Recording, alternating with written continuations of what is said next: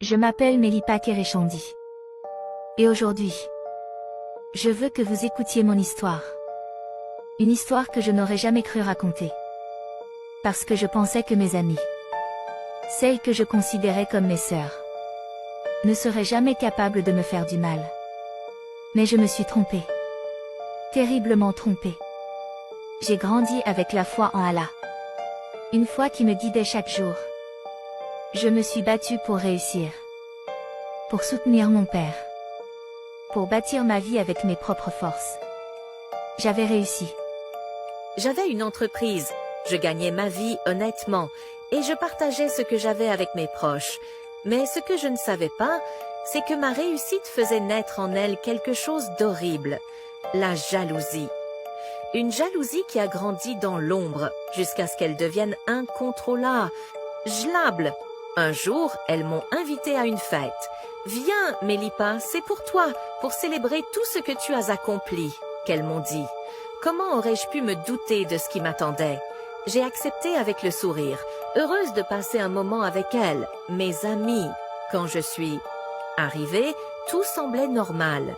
Elles riaient, parlaient, mais dans leurs yeux, quelque chose me semblait différent. Une lueur que je ne comprenais pas encore.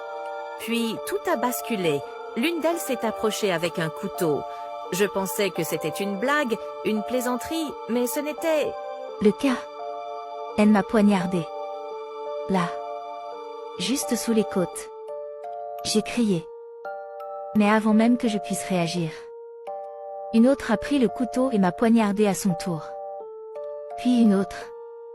Et encore une autre. Elles c'étaient 10 personnes. Que je considérais comme mes sœurs. Chaque coup de couteau était une trahison. Un coup porté à mon âme autant qu'à mon corps. Je tombais. Mais elles continuaient. Elles se passaient le couteau. Chacune voulant sa part de vengeance. Chacune voulant effacer ma lumière à sa manière. Mes pensées s'éteignaient peu à peu.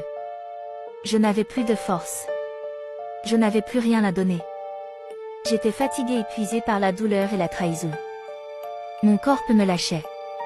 Et même la prière s'éloignait. Comme un souffle faible emporté par le vent. Je sentais la vie s'échapper de moi. Le froid de la pièce m'envahissait.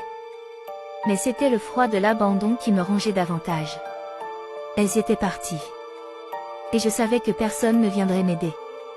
J'étais seule face à ma faim, ne faites confiance à personne aveuglément.